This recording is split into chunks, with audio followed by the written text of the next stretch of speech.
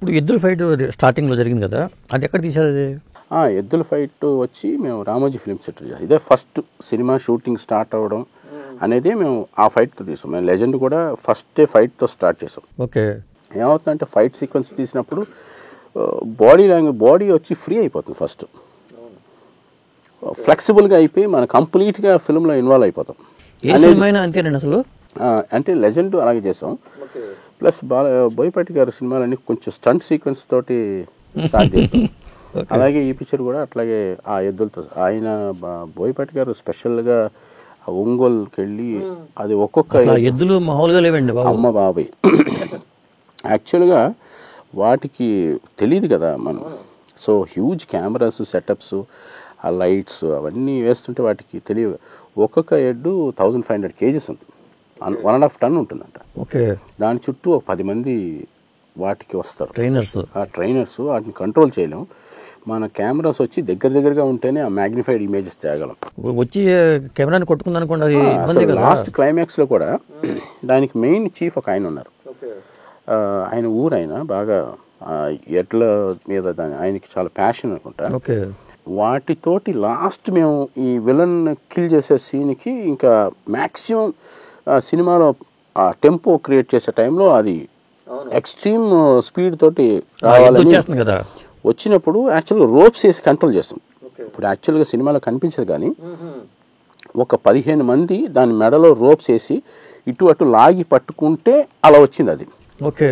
లేకపోతే డెఫినెట్గా ఎవరో ఒకళ్ళు లేచి వచ్చినప్పుడు సడన్గా అది ఒకటి రివర్స్ అయింది.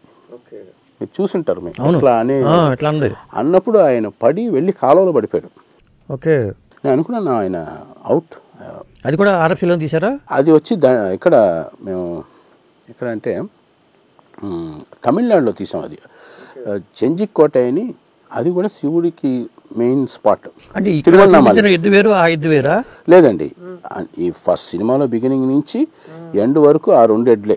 ఆ 2 ఎడ్లు మళ్ళీ అక్కడ తీసుకెళ్లారా? మళ్ళీ ఇక్కడ నుంచి మొత్తం ఒక 20 మంది దాన్ని తీసుకొని లారీలో ఎక్కించుకొని దానికి 2 లక్షలు 3 లక్షలు దాని ట్రాన్స్పోర్ట్. ఓకే. వాటికి మళ్ళీ కూలర్స్, మామూలు ఎయిర్లో ఉండవు అవి. వాటి కూలర్స్, వాటి తిండి సపరేటు, వాటి మనుషులు సపరేటు. అమ్మో చాలా పెద్ద అరేంజ్మెంట్. అది ఇలా అనేసరికి అతను స్లిప్ అయ్యి ఒక డ్రైనేజ్లో పడిపోయాడు ఆయన. అంటే ఓపెన్ కాలువ లాగా ఉంది ఇలాగా వీ షేప్లో, దాంట్లో వెళ్ళి పడిపోయాడు.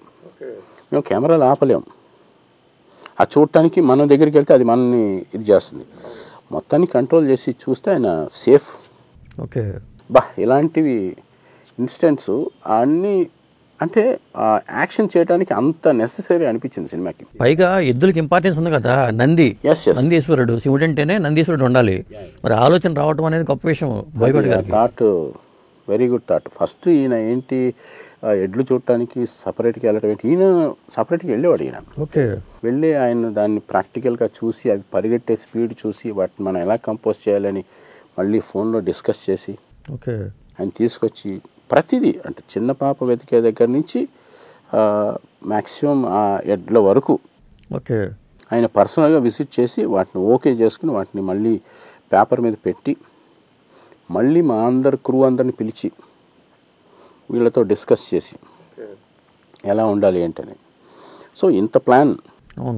It is not only 1 person 1 show, సమిష్టిగా అందరు కలిసి దాని మీద వర్క్ చేసాం. That's amazing working style. Maybe అట్లాగే చేయాలేమో సినిమాలన్నీ. ఇలా చేస్తేనే మనం. మీరు ఫస్ట్ టైం ఎడ్లతోనూ వీటితోనూ డీల్ చేయడం అనేది అక్కడ హార్స్ తోటి ఇంతకుముందు చేసాం. అది కొండవీడి దొంగ, అది చిరంజీవి గారి హార్స్ రైడింగ్ అవన్నీ. అప్పుడు నేను అసిస్టెంట్ కెమెరామెన్గా ఉండేవాడిని. అప్పటి నుంచే మనకి ప్రాక్టీస్. స్వామి గారి దగ్గర చేసినప్పుడు అప్పుడు హార్సెస్ మీద ఫారెస్ట్లో చేసిన రోజులు అవన్నీ ఉన్నాయి. కాకపోతే ఈ టెక్నాలజీ మారిన తర్వాత మన ఇమాజిన్ ఆడియన్స్ థాట్ని ఇంక్రీజ్ చేయాలంటే దాన్ని ఒరిజినల్గా పెట్టాల్సి వచ్చింది కొన్ని సీన్స్లో. అంటే ఆల్మోస్ట్ సీజీలు కూడా చేసాము. సీజీ సపోర్ట్ లేకుండా చేయలేము. అంటే న్యాచురల్గా ఉండాలంటే కొన్ని సీజీ సపోర్ట్. ఇలాంటి ఇంట్రెస్టింగ్ వీడియోస్ కోసం తప్పకుండా మా ఛానల్ని సబ్స్క్రైబ్ చేయండి.